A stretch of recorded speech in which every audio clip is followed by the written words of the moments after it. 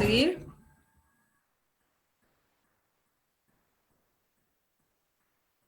Bueno, voy buscando. Este ustedes lo tienen, entonces yo les mandé el link. Antes que nada, quería recordarles, ¿se acuerdan de esto, no?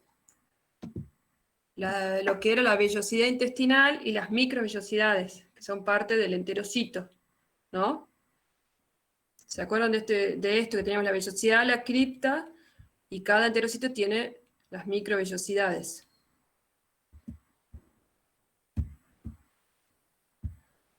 Quiero ver si alguno... Sí, bien, perfecto. Seguimos. Bueno, vamos a ver acá con el Prezi, que creo que para hoy va a servir, pero no es muy de mi simpatía. Las diarreas en terneros, ¿sí? Bueno, esto es, principalmente se va a dar en tambo, ¿sí? En la guachera. ¿Por qué no se da en cría? Porque el ternero está al pie de la madre, más protegido, porque no están hacinados juntos, no siempre hacinados, pero como varias patologías que venimos viendo, cuando estamos hablando de producción intensiva y sobre todo esta cría que es a veces en estaca o a veces pueden llegar a tener esas como casitas o a veces hasta en jaulas se sigue usando, no es bueno. Todos animales, terneros recién nacidos de la misma categoría juntos o a veces encima con terneros un poco más grandes, predisponen a estas enfermedades. Entonces los terneros de cría generalmente no se da. Hablábamos de que el destete se está dando en algunos lugares hasta los 2, 3 días, pero a veces se da después del calostrado, instantáneamente después del calostrado ya se produce en tambo el destete, ¿sí? Creo que el doctor Vicio en la primera clase ya les habló un poco de esto. Entonces el calostrado influye directamente sobre el desarrollo de estas enfermedades, ¿sí? Ya un poquito más adelante vamos a hablar de cómo se evalúa si un ternero está bien calostrado o no, sobre la importancia del calostrado, ¿sí? Ya vamos a profundizar un poco. Doctor, ¿usted ya está? Bueno, ya se va a ir sumando y hablaremos de esa parte. Vamos a empezar. Fíjense acá es importante, y esto sí lo tomamos, a veces es importante saber en qué momento se da cada una de estas enfermedades para saber, cuando les preguntamos en base a los signos clínicos y la edad del ternero, más o menos tienen que usarlo para saber de qué enfermedad estamos hablando, ¿sí? En el diagnóstico. Estas dos no las voy a dar hoy, porque ya sería un montón, ¿sí? Son enfermedades parasitarias que se dan. Vamos a tratar de ver cuántos llegamos de ver estas, ¿sí? Vamos a empezar con el famoso coronavirus, ¿sí? Entonces, el coronavirus está asociado a 3 síndromes clínicos diferentes en el bovino. El síndrome diarreico neonatal del ternero, que es el que vamos a ver más hoy, que se caracteriza por originarse en terneros recién nacidos. Las diarreas van a ser líquidas, profusas, pueden llegar a ser hemorrágicas, el animal va a estar deprimido, con anorexia, deshidratación, y si no hay tratamiento puede llegar a la muerte, ¿sí? Generalmente las infecciones por rota y corona lo que tiene es una infección bacteriana secundaria, que es la que va a terminar de empeorar el cuadro, ¿sí? Ustedes ya vieron algo, me imagino, en pequeños de rota y corona. Lo que diferencia es que acá no hay parvo, ¿sí? Parvovirus no afecta a los terneros. Después tenemos en animales adultos la disentería de invierno, la cual ocurre primariamente en bovinos adultos y produce severas diarreas, algunas veces con restos de sangre y mucus. Entonces esto, y decrecimiento con la disminución de la producción láctea, depresión, anorexia y descarga a veces nasolagrimal, porque también sabemos ya que el coronavirus puede afectar el tracto respiratorio. Esto es muy raro, tiene que ser animales muy estresados, muy deprimidos o una cepa muy virulenta, ¿sí? Pero es raro encontrar esto. Pero puede estar, y sería, por ejemplo, un diferencial con diarrea viral bovina, ¿sí? Animales en animales adultos. Y después tenemos las infecciones respiratorias, que se dan en animales adultos, y se va a incluir cuando hablemos de la fiebre del embarque o fiebre del transporte. Ahí lo vamos a profundizar, pero forma parte de ese síndrome que es la fiebre del transporte. ¿sí? O el complejo respiratorio bovino. Bien, en cuanto al coronavirus, forma parte de la familia Coronaviridae, género coronavirus. Es un virus, como ya sabemos, envuelto con las proyecciones en superficie que forman espículas y parecen una corona. Es pleomórfico. ¿Y qué es lo importante? Que es un virus ARN monocatenario, ¿sí?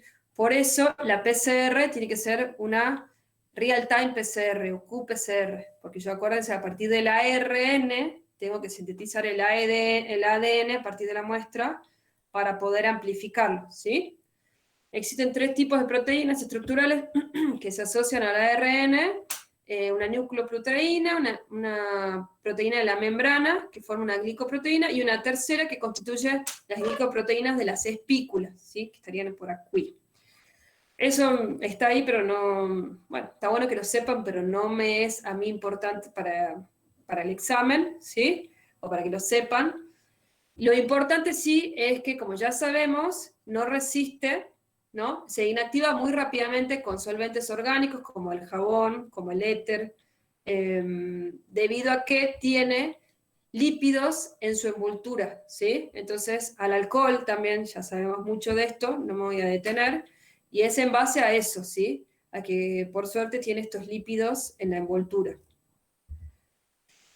En cuanto a la epidemiología, los animales de todas las edades son susceptibles, ya vimos que hay 3 síndromes, pero acá sabemos que entre el primer día y las 3 semanas los terneros van a ser más sensibles de padecer el cuadro entérico. Pasadas las 3 semanas se genera una resistencia, el sistema inmune toma memoria y genera una resistencia a la infección. Acuérdense que este virus, como sabemos, es altamente contagioso y tiende a propagarse muy rápidamente debido a su contagiosidad, ¿sí? Este virus, el virus del coronavirus bovino, hasta donde se sabe, no es zoonosis, ¿sí? Técnicamente no es zoonosis, pero uno nunca sabe. Perdón, estoy viendo a ver si alguno de ustedes alguno de los ayudantes me está escribiendo. Uno nunca sabe, puede llegar a pasar que mute y contagie a una persona, pero técnicamente el virus del coronavirus bovino no es zoonosis, ¿sí? Como ya les explicamos, se cree, ya sabemos que el coronavirus, este COVID-19, se cree que partió de los murciélagos y ahora estamos viendo que hay una mutación en los bisones, o sea que puede haber zoonosis y antropozoonosis, pero hasta donde se sabe o por ahora, no es zoonótico, ¿sí? Hay una mayor incidencia de la enfermedad en los meses de invierno, ya que es sensible a la luz solar y a las altas temperaturas, ¿sí? La morbilidad, miren, es bastante elevada. Cuando yo tengo este problema en mi guachera, entre un 50 y un 100%, y la mortalidad también es elevada, hasta un 50%, ¿sí?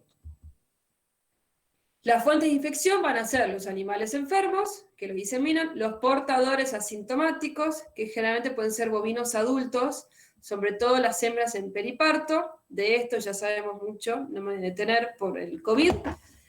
Lo pueden eliminar por materia fecal, leche, puede estar en la leche, en el agua. A veces lo puede transportar el hombre como un vehículo, ¿sí? No porque uno lo tenga en el cuerpo, sino como en la ropa, en los utensilios de trabajo, en los zapatos. Y los perros y gatos sí pueden ser portadores asintomáticos, siempre hablando de ¿sí? Del COVID, del coronavirus bovino, así se lo abrevia. Bueno, esto cuando habla de cerdos notobióticos este término significa que son animales que se los cría en cautiverio y no tienen ningún microorganismo en ellos, ¿sí? Se los cría de una forma de que son como, por así decirlo, asépticos. Entonces a estos cerditos se los inoculó con este coronavirus bovino y no mostraron signos clínicos, ¿sí? En cerdos, pero en pavos sí logró reproducir el cuadro. Esto es para ver en qué otras especies puede estar el coronavirus bovino. En cuanto a la transmisión, puede ser directa por lactación de la madre al hijo, o indirecta, que sería lo más común, por agua, leche, ¿sí? En los baldes, en el pasto, en el suelo. Piensen esto en la guachera, que los terneros están muy cerca uno del otro, están estresados, ¿sí? Y la importancia entonces nuevamente del calostrado. Por eso el estado inmunológico del rodeo, ¿sí? Es importante, son factores de riesgo. Los cambios bruscos de temperatura, acuérdense que es sensible a las altas temperaturas, entonces es importante la temperatura, tanto ambiental como el sustituto lácteo. Esto ya va a hacer un comentario, si no es hoy, es la clase que viene el doctor Vicio, ¿sí? Sobre la utilización de sustitutos lácteos, la utilización de cómo es el manejo del calostrado, ¿sí? Cambios bruscos en la dieta también, ¿sí? A veces se cambia el sustituto o pasan de la leche de la madre al sustituto y eso es muy importante. Y como ya dije, el hacinamiento, la densidad de animales puede influenciar. En cuanto al estado inmunológico es muy importante la vacunación en la vaca preparto, ¿sí? Esto le va a pasar a través del calostrado los anticuerpos a los terneros. Entonces, en cuanto a la patogenia, ingresa generalmente por vía oral. En las células epiteliales de intestino delgado y colon es donde va a replicarse localmente, produciendo atrofia de las vellosidades. ¿Sí? Lo que va a afectar es la secreción de las enzimas, la disacaridasa, por lo tanto, en realidad es que la afecta, la disminuye. No sé por qué acá dice aumento, esto es un error. Hay una disminución de la producción de la disacaridasa, por lo tanto, no pueden digerir la leche, ¿sí? A su vez, se afecta la absorción de agua y de electrolitos, también propiamente porque también tengo mucho leche en el tracto digestivo, ¿sí? Esto es bastante simple, lo importante es que produce una atrofia de las vellosidades. Los signos, lo que va a producir esto es una diarrea, deshidratación, acidosis, hipoglucemia y muerte. Acá podemos ver un esquema de la fisiopatología de la diarrea. Si yo tengo una disminución de líquido extracelular, porque como dijimos anteriormente, se afecta la absorción tanto de agua como de electrolitos. Entonces me va a empezar a escasear el líquido extracelular. Esto lleva a una deshidratación, que a su vez lleva a una disminución, esto lleva a una disminución del volumen plasmático, ¿sí? Lo que me va a afectar la circulación primero periférica para darle prioridad a los órganos esenciales y finalmente me llega un shock hipovolémico. A su vez, la disminución de la circulación periférica va a hacer que haya una menor perfusión y oxigenación tisular, lo cual lleva a un aumento de la glucólisis anaeróbica y una mayor concentración de ácido láctico. Esta glucólisis anaeróbica me exacerba la hipoglucemia y a su vez contribuye a la acidosis metabólica, que también la voy a tener por una alteración en la absorción de electrolitos, ¿sí? Esto también me afecta el flujo renal, lo que lleva a un aumento del nitrógeno ureico y con menor excreción de nitrógeno y secreción de... Esto es secreción a nivel renal y secreciones a nivel del intestino, ¿sí? De los protones. Todo esto me va a llevar a además hay una anorexia porque ya el animal empieza a estar decaído y la mala absorción que dijimos a nivel por la atrofia de las vellosidades. ¿Se entiende más o menos esto? Es como para que lo vayamos razonando todo lo que me va generando esta diarrea y esta mala absorción, sobre todo de los electrolitos y del agua, ¿sí? ¿Estamos bien acá?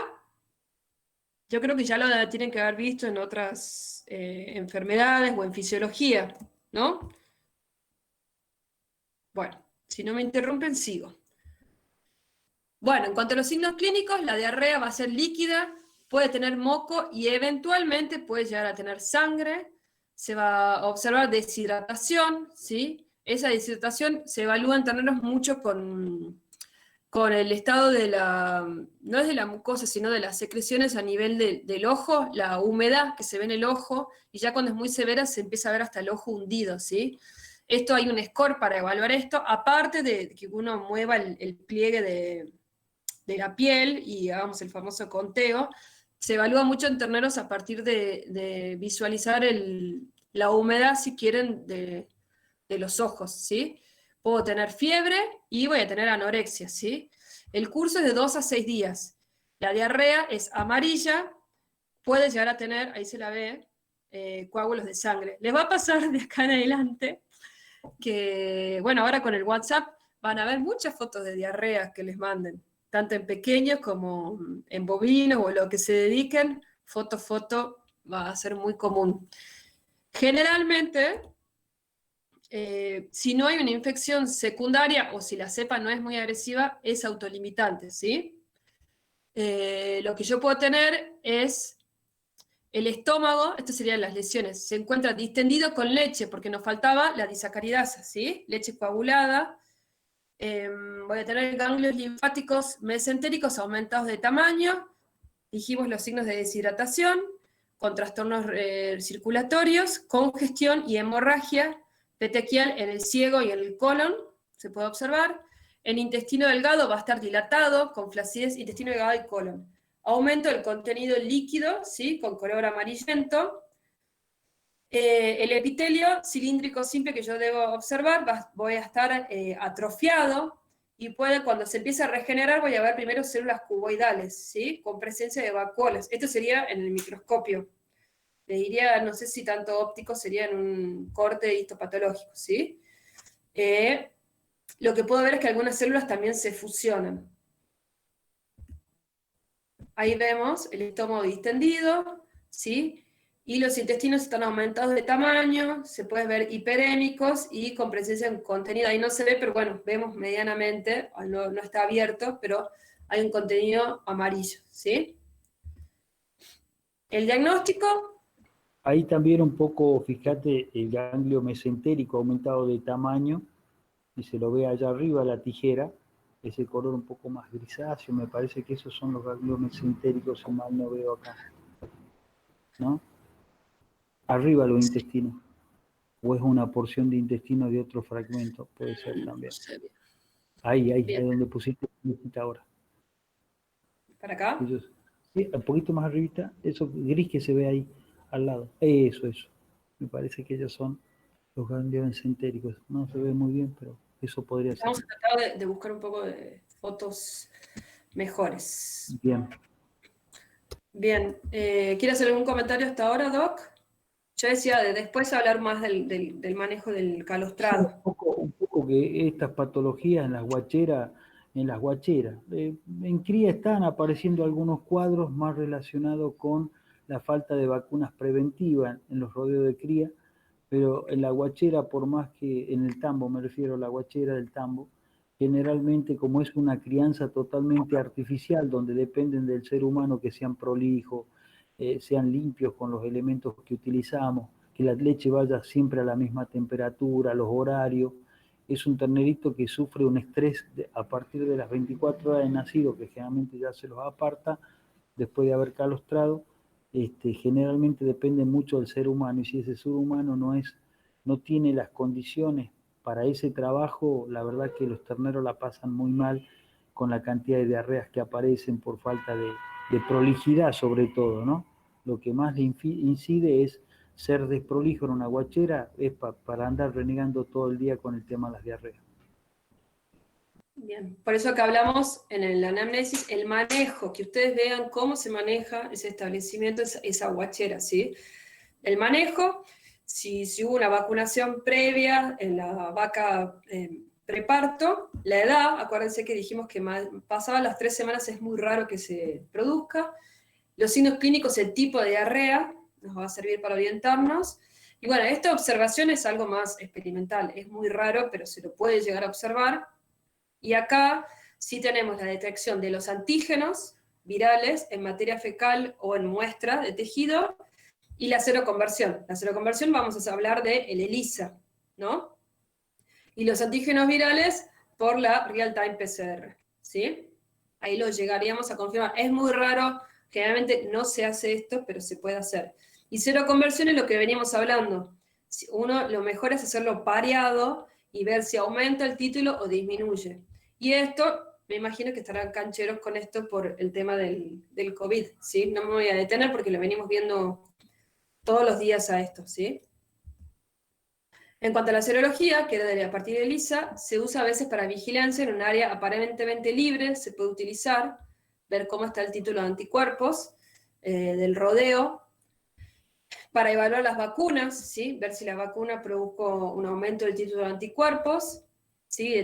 Determinar si fue efectiva esta vacuna, puede usar la serología, y experimentalmente se sabe que los anticuerpos neutralizantes, la respuesta va a aparecer entre los 7 y 8 días después de la exposición. Esto es el famoso, esto es en bovinos, ¿no? ¿A los cuántos días me tengo que hacer me puedo hacer el test de anticuerpos, la serología? Vieron que eso también estaba viendo mucho. ¿Cuánto tiempo después de iniciar la enfermedad yo puedo tener títulos o no? Porque si lo hago antes voy a tener un falso negativo, ¿sí? Esto varía según la especie, y bueno, en el caso del COVID, todavía se debate mucho porque falta todo el estudio epidemiológico, de ver bien cuándo es lo mejor. Algunos te dicen, a los 10 días ya puedes tener títulos, yo escuché después decir a los 15 días, a las 3 semanas. Acá está cada uno muy todavía con su librito, ¿sí? Pero ¿cómo se hace? En animales es más fácil porque haces un estudio experimental de inoculación y todos los días le hacen serología para ver cuándo aparecen los anticuerpos, ¿sí? El diagnóstico diferencial, vamos a verlo después, falta el rotavirus, E. coli, salmonella, ¿sí? Todas las que están al inicio van a ser los diferenciales. ¿Qué nos vamos a basar? En la anamnesis, en el momento, en la edad del animal, como les dije, en el manejo, ¿sí? En los signos clínicos para diferenciarlas. En cuanto a la prevención, es importante el manejo del rodeo, si hay una inmunización, si se vacuna, como dijimos, el manejo de la guachera, si es limpio o no, para tratar de disminuir los factores predisponentes, que puede ser el aumento de materia orgánica, el hacinamiento y estresantes del ternero, ¿sí? El correcto calostrado es muy importante y la vacunación. No sé si quiere dejarlo para la clase que viene, Doc, para hablar más profundamente del calostrado. ¿Le parece?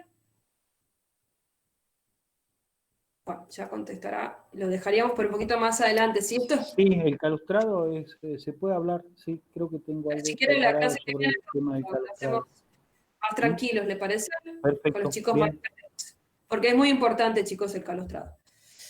Bueno, la vacuna, ¿cómo viene? Esta es una, hay varias, ¿sí? Pero para que vean, antidiarrea neonatales en bovinos, miren, tiene rota, corona, salmonella dublín, E. coli enterotoxigénica, ¿sí?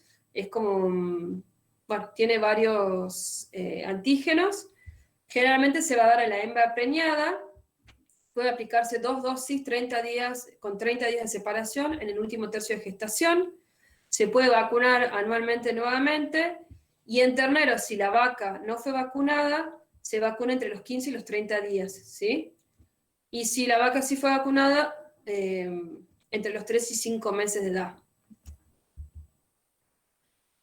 Bueno, acá hay un resumen, y esto acuérdense que si la cepa no es muy agresiva o no hay infecciones secundarias, es autolimitante, ¿sí? Bueno, La esto es para pregunta resumir.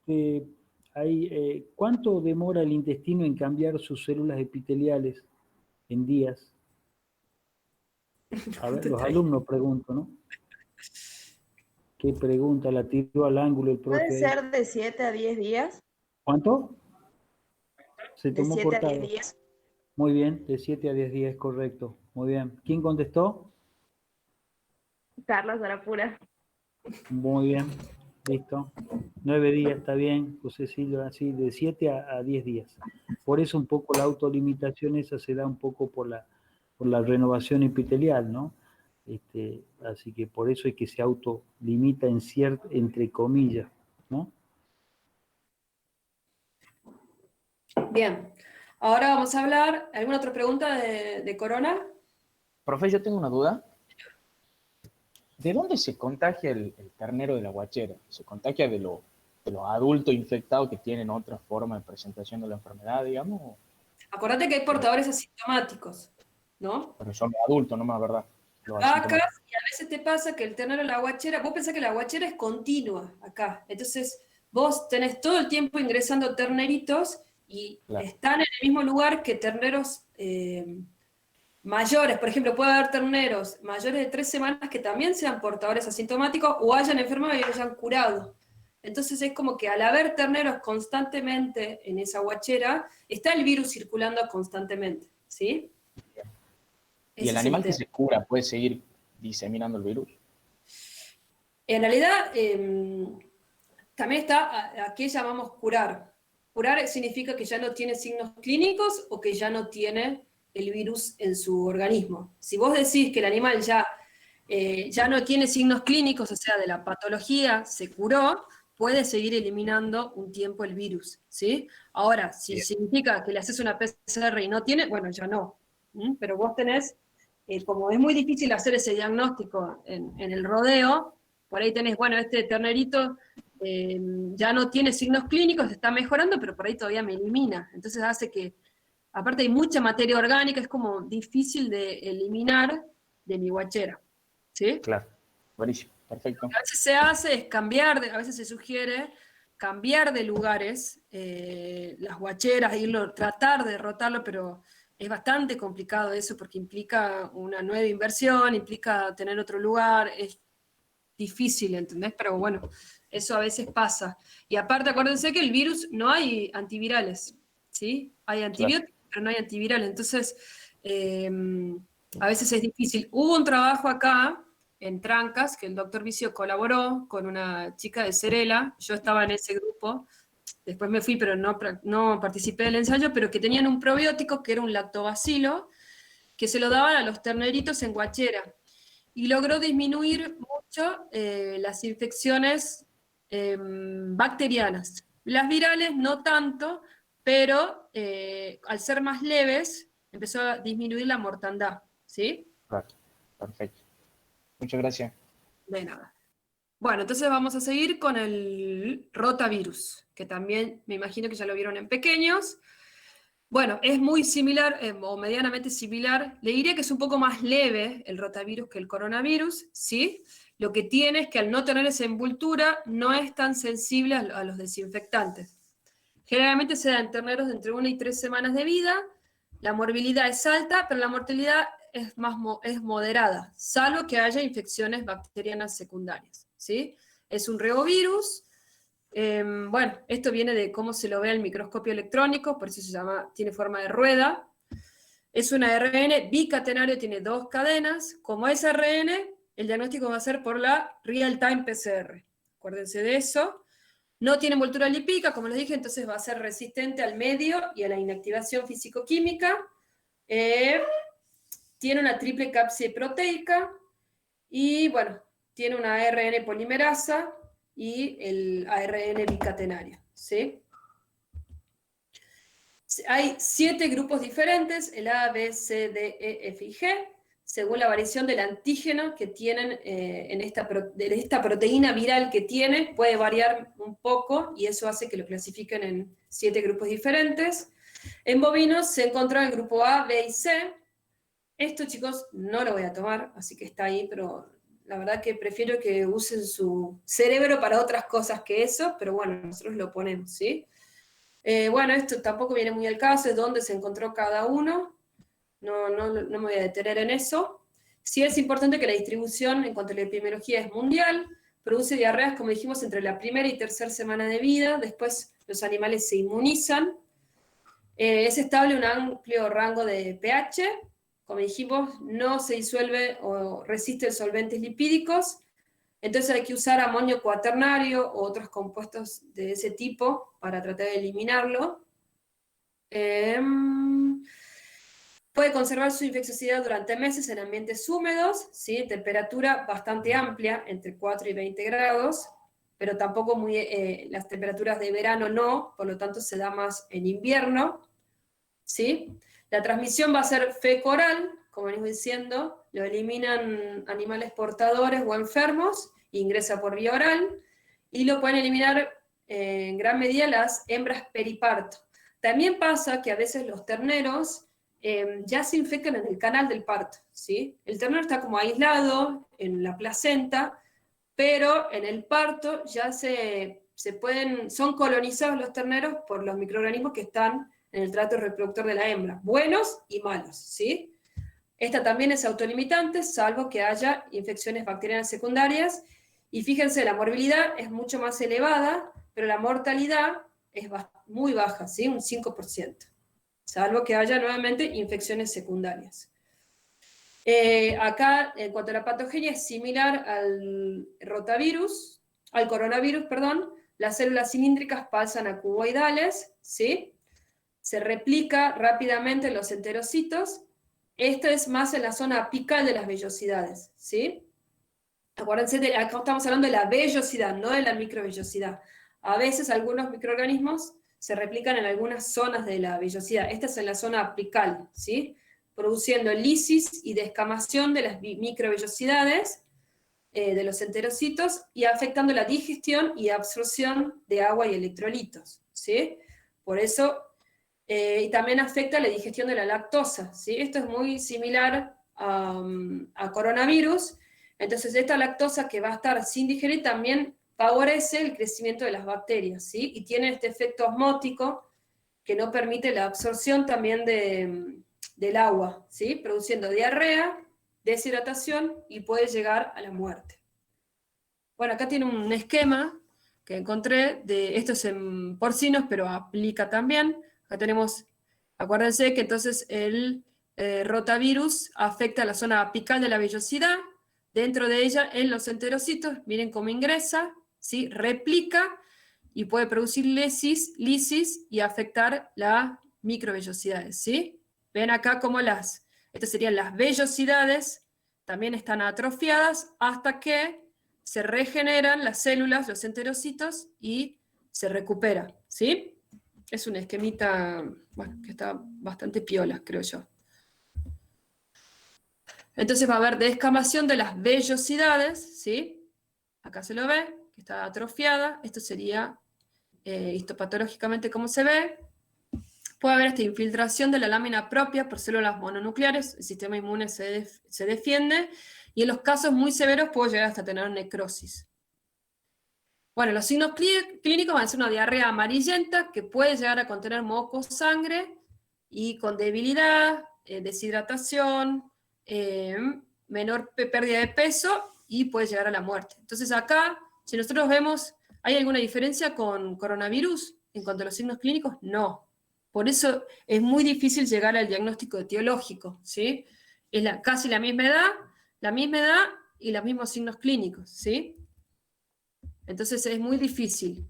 El diagnóstico, nuevamente, la anamnesis es muy importante, ver cómo se maneja ese establecimiento, los signos clínicos. Sí puedo llegar al diagnóstico si logro detectar el antígeno viral o hacer serología, ¿sí? Hay kits para rotavirus, esto sería de serología, puede hacerse fijación de complemento, la real-time PCR o microscopía electrónica. Pero esto, acá no se hace ninguno de estos de IREA por el costo que tienen. Sí, acá hay unos trabajitos que quedaron, pues si alguno quiere entrar a ver. ¿Alguna pregunta de Roti Corona? Bien.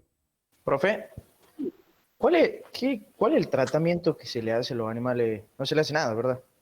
No, bueno, sí se hace un tratamiento de tratar de rehidratar. No sé, Doc, si lo quiere comentar usted.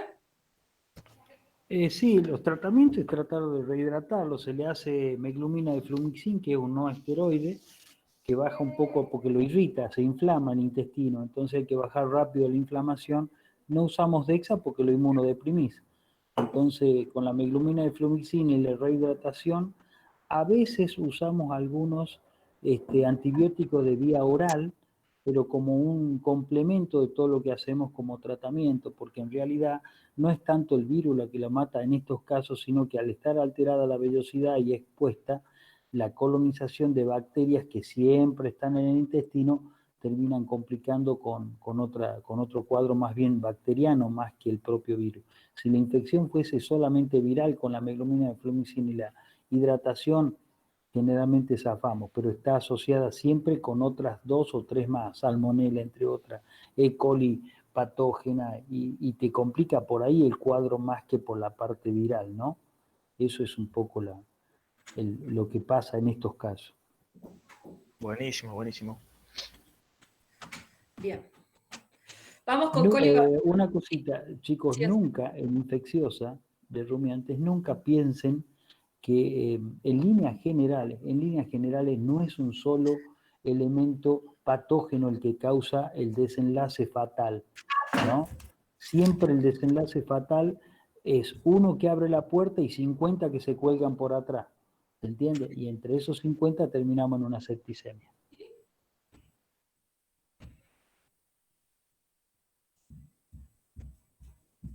Profe, Dale, Cande.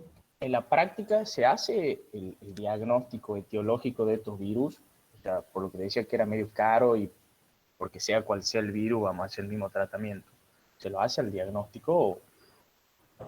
Generalmente a campo no, salvo que ya tengas un problema de mortandad que está superando en la guachera algo, o en la cría, ahí tenés una mortandad importante y tienes que tratar de llegar al diagnóstico. Lo que pasa es que ahí la doctora lo marcó bien, la doctora Candelaria, el PCR time, tiene otra sigla, yo le digo así, PCR time. No es una cosa barata de hacer, ¿me entiendes? Entonces, por ahí buscamos un poco de darle soluciones a través de un buen soporte de vacuna previa al parto, o sea, lograr una buena vacunación de la madre previa al parto y a su vez un buen manejo de ese ternero postparto reciente, ¿viste? O sea, ser prolijo, lo otro que son dos soportes que tenés vos para combatir estos problemas previo a utilizar un diagnóstico de PCR para un virus o lo que quisieras investigar. Por un lado, vacunar bien la madre y por otro lado, asegurarme que el calostro sea de la calidad que necesito, ¿no es cierto? Y en tiempo y forma, porque el calostrado que vos haces por afuera de las 12 horas, lo podés bañar con calostro y no le va a pasar nada, ¿no? Ya se cerraron las células que pueden tomar las inmunoglobulinas, que son proteínas de gran tamaño. El ternero nace con una abertura entre células epiteliales para poder meter tal cual la inmunoglobulina que lo protege contra las enfermedades en la primer estadio. Esas células se van cerrando a medida que avanzan las horas. Después de las 12 horas, vos lo puedes bañar en el intestino, por fuera, por dentro, con calostro de buena calidad y el tipo no los toma, se cerró el sistema. ¿Se entiende? Perfecto, perfecto. Gracias.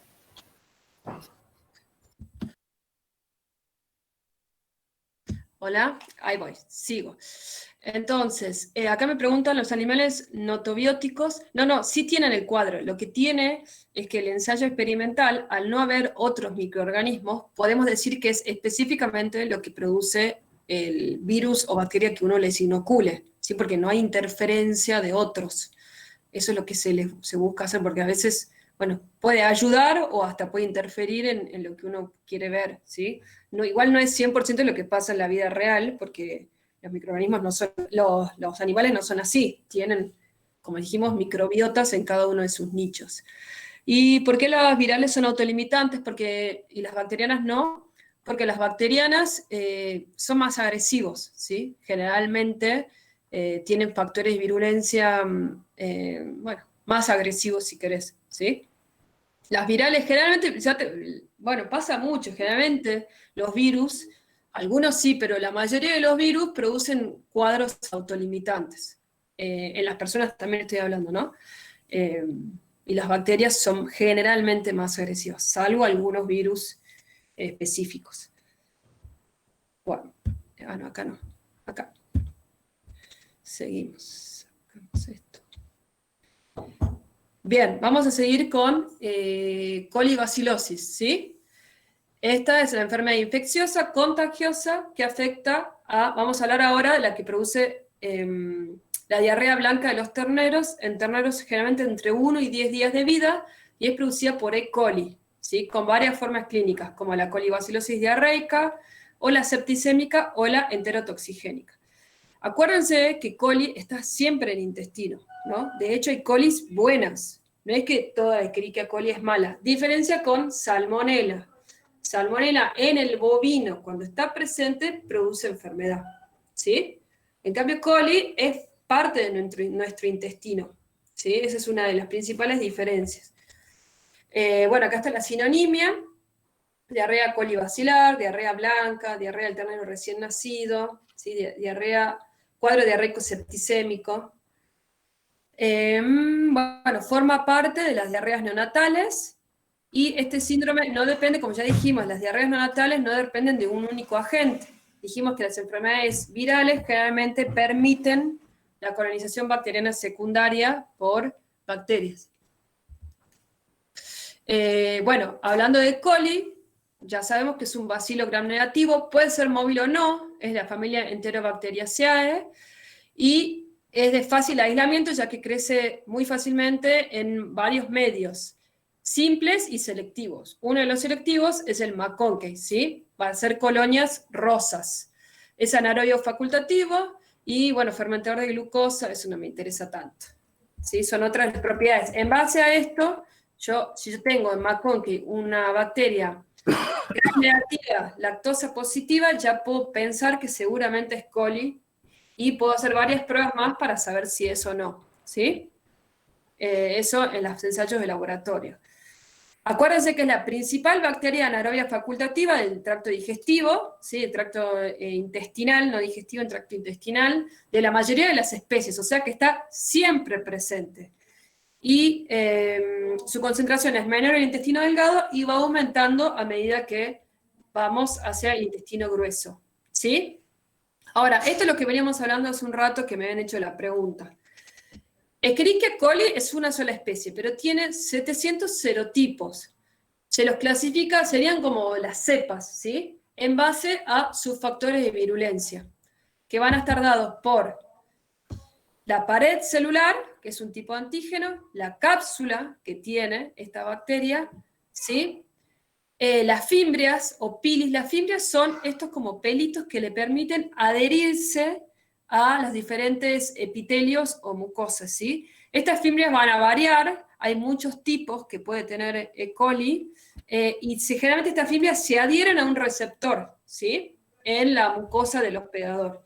Y después tenemos el flagelo, que ven que es esta cola larga, que si está presente o no, le va a dar movilidad a la cepa. Eso para que tengan en cuenta. Acá está también como para ir aprendiendo y no decirlo tanto de memoria esto, ¿sí? La mayoría de las E. coli en intestino son comensales. Ya hablamos del comensal, es una bacteria inocua, ¿sí? Que de hecho está ahí y nos permite digerir el alimento, o sea, ayuda a la digestión, ¿sí? Residen en intestino y no son dañinos para el huésped, ¿sí?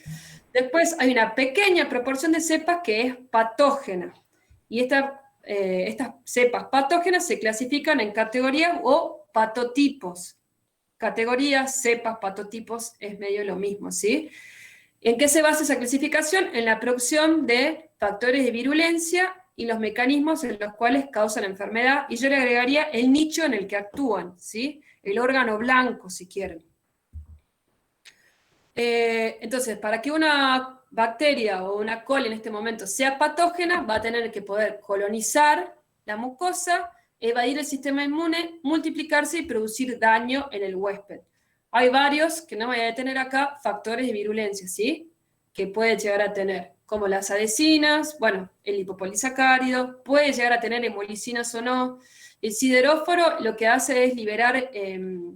le permite captar hierro, entonces con eso es un nutriente para multiplicarse. Citotóxicos que le pueden ayudar con el sistema inmune.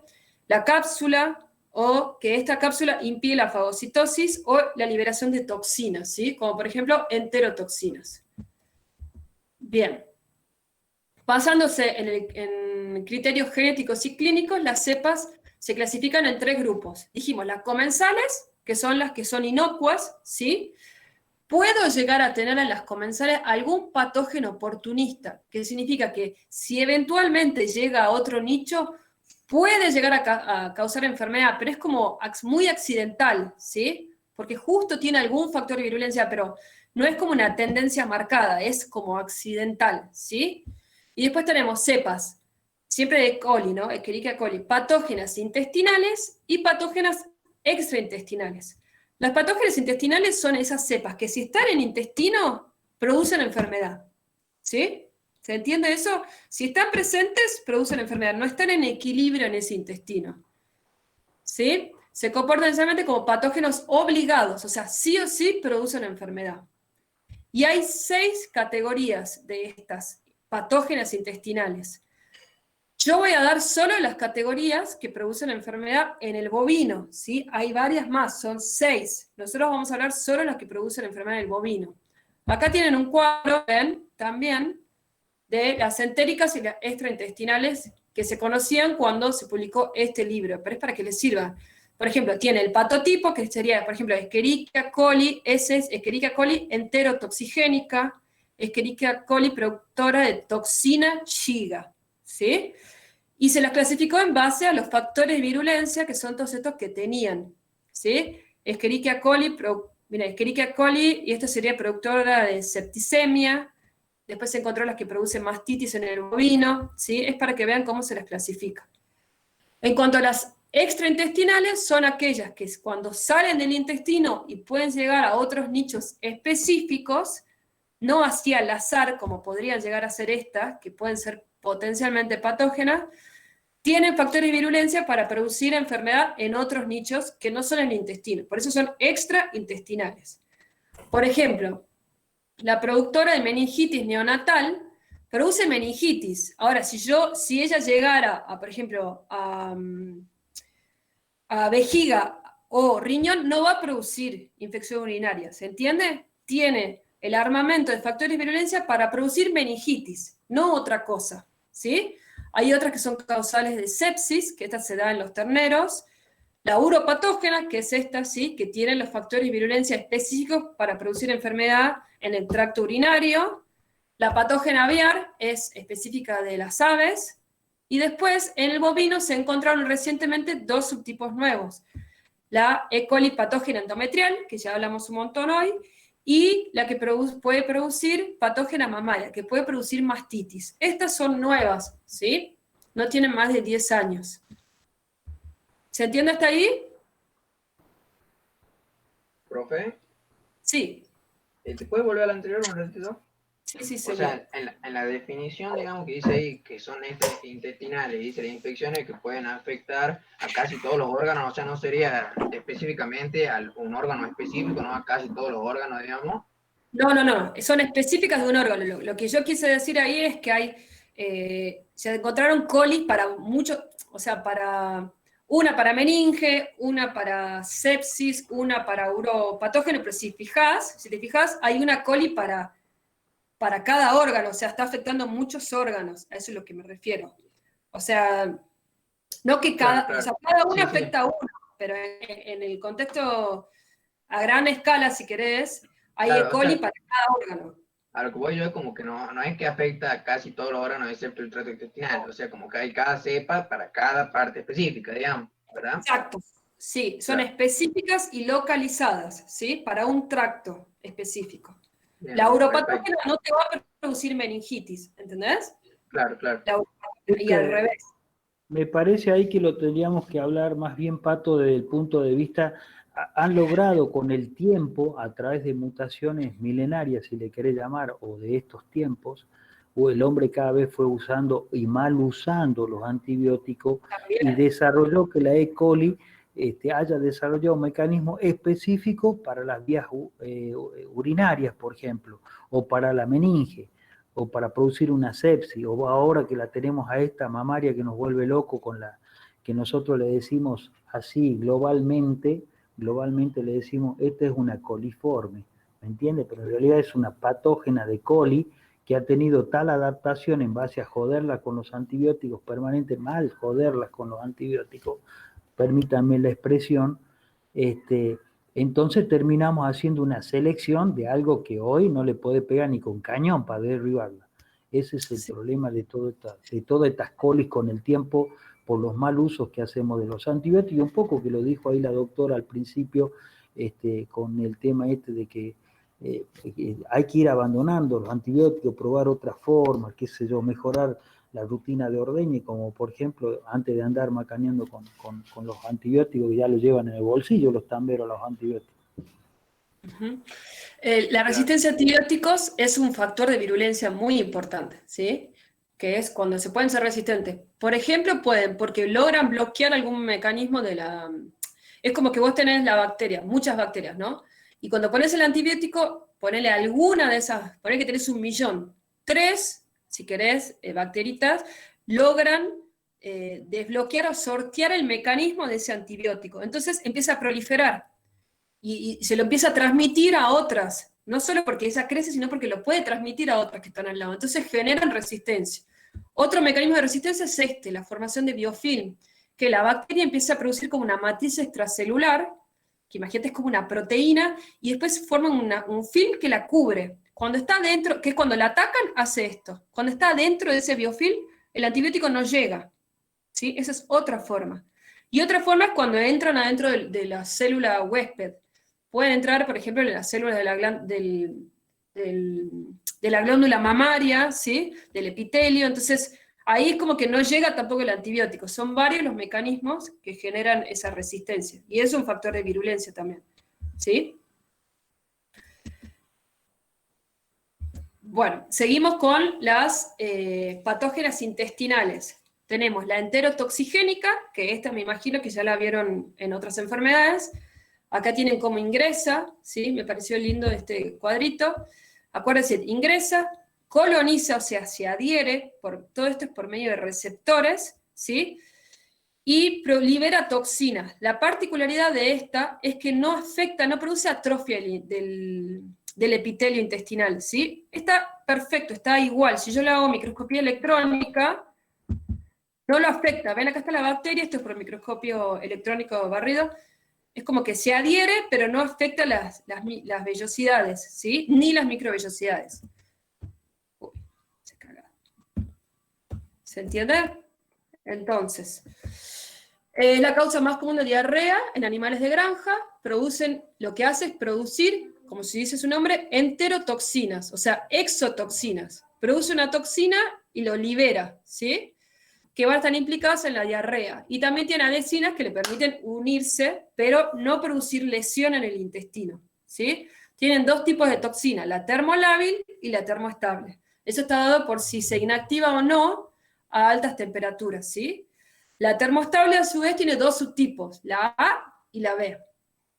Y también tiene un tipo de adhesinas específicos, que son estas que no vienen al caso acá, ¿sí? Entonces, lo que va a producir es una diarrea en los primeros días postparto con gran cantidad de diarrea de materia fecal amarilla pálida o incluso blanca, ¿sí? Por eso se llama diarrea blanca del ternero. Pueden ser pastosas o acuosas y ocasionalmente pueden tener sangre. ¿Qué es lo que van a causar estas enterotoxinas que dijimos que atraviesan el epitelio, ¿sí? Y atraviesan la membrana citoplasmática e ingresan en el enterocito. Lo que van a producir es, por ejemplo, esta, que es estamos en la termolábil, ingresa, se une al receptor, ingresa y lo que hace es afectar la liberación de AMP cíclico. Lo aumenta una quinasa y lo que hace es estimular el canal y liberar cloro, ¿sí? Y el anión bicarbonato. Y bloquea el ingreso de sodio, ¿sí? Entonces esto va a ser una diarrea osmótica y que afecta el ingreso y salida de electrolitos, ¿sí? La termoestable A es diferente el mecanismo, se une a otro receptor, afecta la liberación del calcio y el calcio se utiliza mucho como las enzimas, hay muchas enzimas dependientes de calcio y también, o sea, el resultado final es el mismo. Libera cloro, libera el anión bicarbonato e impide el ingreso de sodio. Y en esta también, ¿sí? Lo que quiero que vean es que acá es a través de otro canal, o a través del GMP cíclico acá, ¿sí? Que también afecta a la quinasa y el resultado es el mismo. Acá no afecta tanto el anión bicarbonato, pero afecta la liberación de electrolitos, ¿sí? De vuelta, esto no se lo voy a tomar si tiene AMP cíclico, si tiene calcio, pero bueno, se los doy, ¿sí? Sí tienen que saber que hay dos termoestables y una termolábil, ¿sí?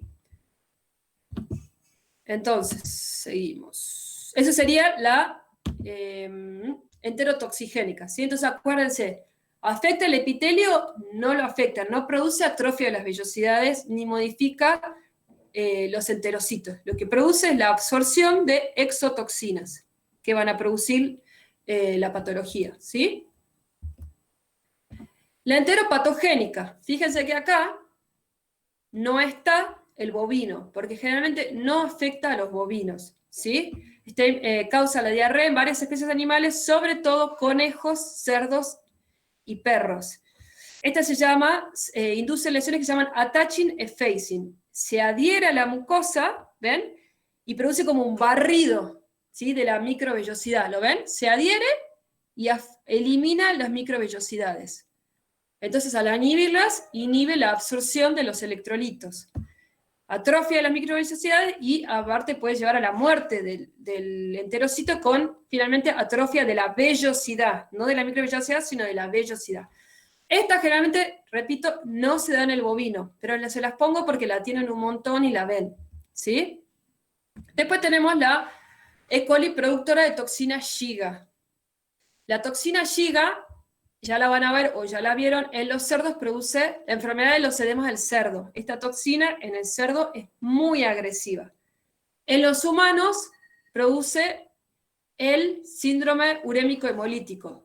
Hay algunas que tienen E. coli productoras de toxina Shiga que tienen esto, ¿sí? Tiene que ser la O157H7, que son sus factores de virulencia, que en los humanos es muy agresiva, ¿sí? Ahora, en los bovinos son asintomáticos, son portadores, no les produce nada, ¿sí? Se puede llegar a adherir, como se ve acá, pero no les llega a producir lesión, ¿sí? Y la elimina, o sea, es un portador. ¿Se entiende?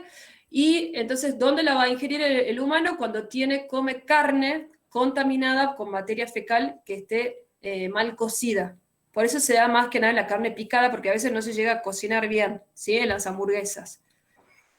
La toxina a veces se llama verotoxina y es una proteína citotóxica, ¿sí? Que eventualmente en algunos terneros puede llegar, o sea, hay algunas de estas que producen diarrea en terneros y corderos, produciendo una lesión similar a la attaching effacing de la enteropatógena, pero es muy raro, ¿sí?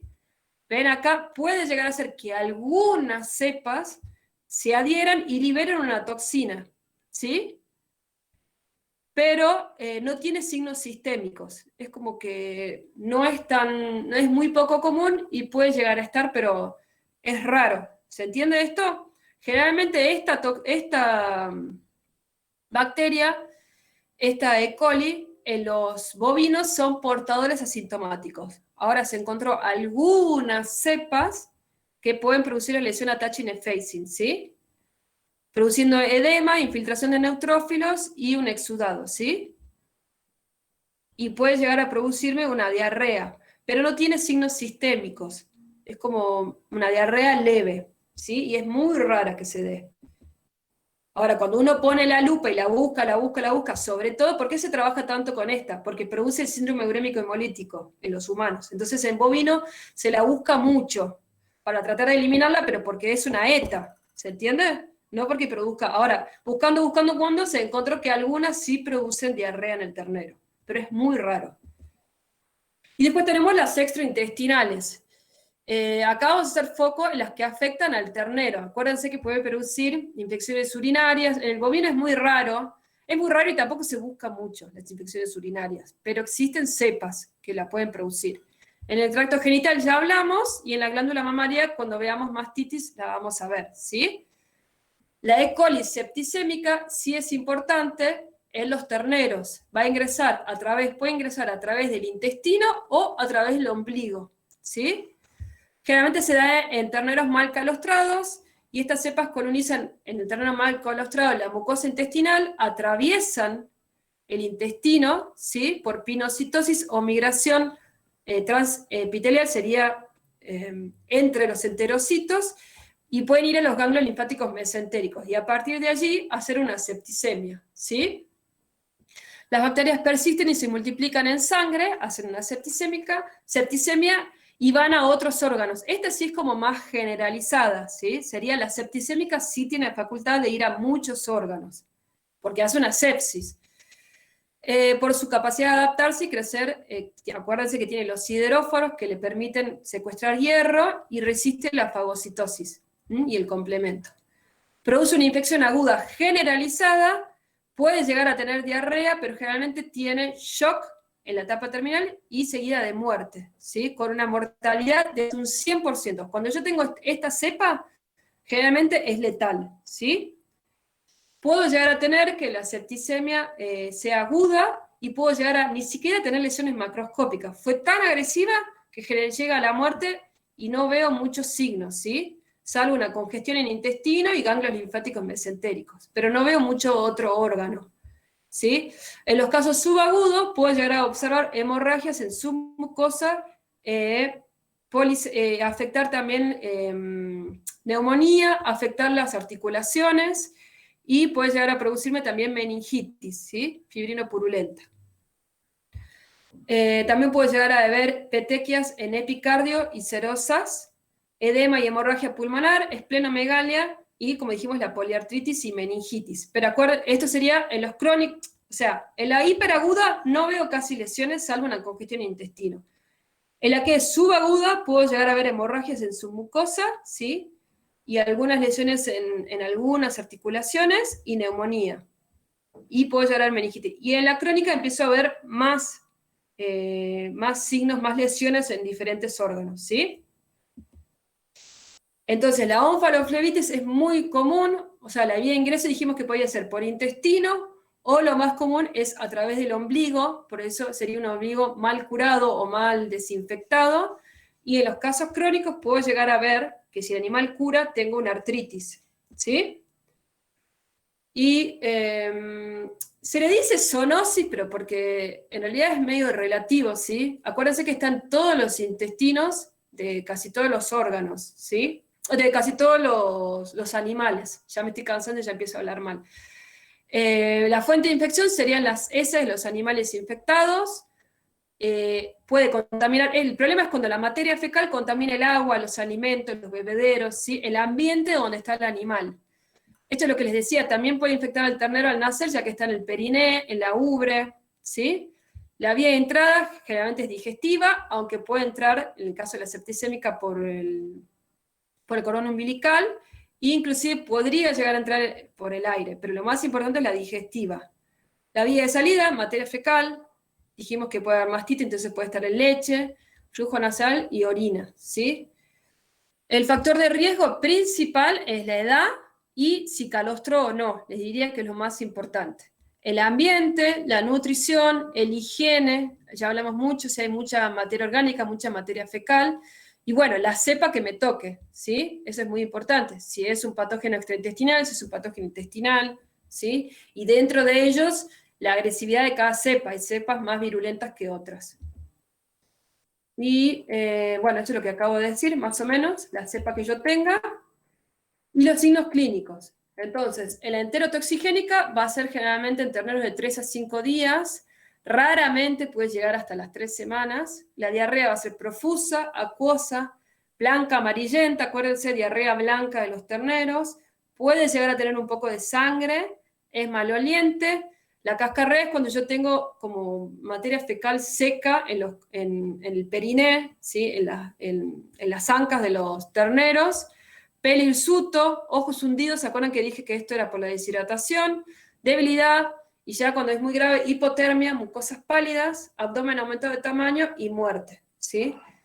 Y dentro de la septicémica, el curso se da entre terneros hasta los 4 días más o menos, curso entre 24 y 96 horas, la supervivencia es muy, muy baja, voy a tener hipertermia, depresión, decúbito, debilidad, inflamación, en el caso de la onfaloflebitis del ombligo, ¿sí? Con secreción maloliente y purulenta y intenso dolor abdominal. El diagnóstico es importante, la anamnesis, si calostró o no, el ambiente es muy importante acá en las guacheras, el cuadro clínico, a ver cómo fue, si tiene diarrea, cómo es la diarrea, la edad del animal, los hallazgos en la necropsia, y el diagnóstico etológico sería por muestras de materia fecal, contenido de intestino o... lo que pasa es que el contenido de intestino es muy relativo, ahí tengo que llegar a una cepa que sea patógena, ¿sí? Porque si yo digo, hago un cultivo y hay coli, y bueno, siempre va a haber en el intestino coli. Entonces, tengo que poder llegar a poder distinguir las cepas, que se puede hacer, pero es muy raro que uno llegue a ese diagnóstico, ¿sí? Puedo también tener trozos de intestino para hacer cultivo o, bueno, identificarlo, como les digo, la cepa. puedo hacer PCR, puedo hacer ELISA también. Bueno, esto es más o menos lo que ya les dije. En cuanto a la enterotoxigénica, intestino delgado está distendido, con líquido y gas. El abomaso distendido y lleno de líquido, y la mucosa de abomaso puede llegar a tener pequeñas hemorragias, ¿sí? Y en cuanto a la septicémica, puedo tomar ahí muestras de varios órganos como corazón, vaso, hígado, riñón, ganglios linfáticos, líquido cefalorraquídeo, porque acuérdense que podía dar una meningitis. Puedo llegar a tener, acuérdense en el cuadro hiperagudo, que no haya ninguna lesión macroscópica, o puedo llegar a observar también hemorragias y petequias en mucosas y submucosas, gastritis, enteritis, onfaloflebitis, es muy común, neumonía, peritonitis y meningitis, ¿sí? Y acá sería la onfaloflebitis. Ahí se ve, como se ve acá, no sé si ven, el ombligo, y acá también se ve. Y pasar. La artritis, ya les había mostrado la foto, ¿sí? Ese es el cuadro más crónico. Y bueno, el diagnóstico diferencial, rota corona, salmonela lo voy a dejar por la clase que viene porque me parece que se hizo muy pesado. Y bueno, otras enfermedades que vamos a ir viendo, ¿sí? A lo largo del cursado. Profilaxis, importantísimo, que vamos a ver la clase que viene, el calostrado, ¿sí? Acuérdense cuando se cierra el epitelio intestinal para el ingreso de correcta absorción de las inmunoglobulinas. Muy importante, desinfectar bien el ombligo, la higiene de las guacheras, ¿sí? Y bueno, también tener como una zona específica para animales enfermos, tratar de retirarlos del que estén en contacto con los animales sanos, es muy importante, y la vacunación, ¿sí? No sé, Doc, si quiere hacer algún comentario final de Scully. No, básicamente lo que marcaste ahí al último, la profilaxis, o sea, lo que dije ya anteriormente, o sea, vacunar, tener un buen plan sanitario de vacunas preventivas, ser prolijo en el momento del parto, en el mismo momento del parto, y el calostrado hasta antes de las 6 horas. Esas 3 medidas, digamos, nos dan buenos resultados en línea general. Y cuando entramos a la guachera, tratemos de no mezclar categorías, donde vos tengas un ternero de 2 días a la par de uno que lleva 2 meses en la guachera.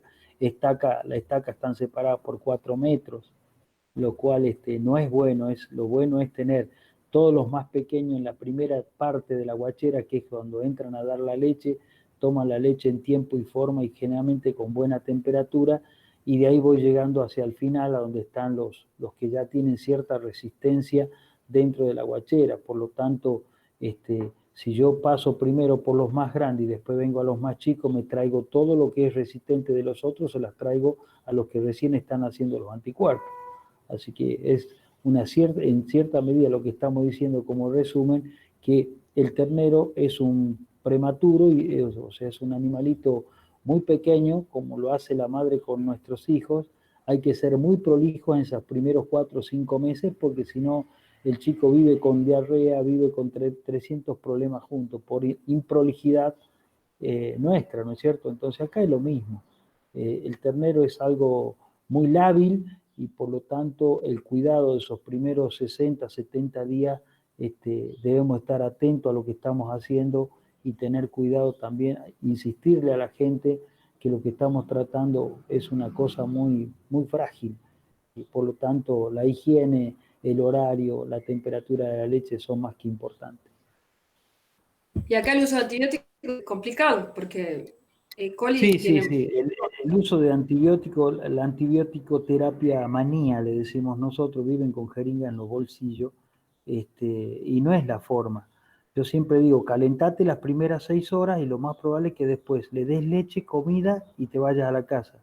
Sos improlijo, entonces das leche, le tenés que dar después el balanceado, y después quedate a tratar todo lo que tenés con diarrea, que te lleva 3, 4 horas más, y del cual la mitad se mueren. Y hay que darle respuesta a los dueños diciendo que, bueno, vos matás la mitad de los terneros. ¿Se entiende? Entonces, siempre les digo, las cosas hechas en tiempo y forma, ordenadas, nos dan mejores resultados que el desorden, la inconsistencia del trabajo. queda un poco más claro ahí, me parece, ¿no? Ahí me preguntan, la lesión A es attaching effacing, significa que la bacteria se adhiere al epitelio y es como que hace un barrido, primero de la microvellosidad y después de las vellosidades intestinales, ¿sí? Por eso attaching y effacing, viene del inglés. ¿Alguna otra pregunta?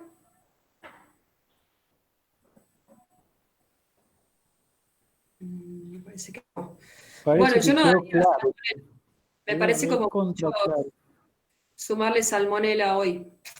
No, paremos, ya son 11:30. Casi las Sí. 11:30. Así Aparte muchos conceptos, como que hay que masticar un poco, porque si no masticás no tragás, ¿viste? por eso. Así que la clase que viene quedaría el manejo del calostrado, ¿Sí? salmonela y las dos parasitarias, ¿sí? Y terminamos con el neonato. Y Neonato, por sí. favor traten de decirme, porque aparte tengo que presentar la planificación de la materia y para organizar las clases que vamos a seguir dando, la fecha del parcial, ¿sí? Sí, Yo por eso. les damos la libertad de que lo elijan ustedes, pero traten de resolverlo hasta el jueves. Yo voy a ser más directo. El jueves lo quiero. El jueves, no hay más, ¿eh? El jueves yo quiero que cuando abra Candelaria la computadora tengamos resuelto la fecha.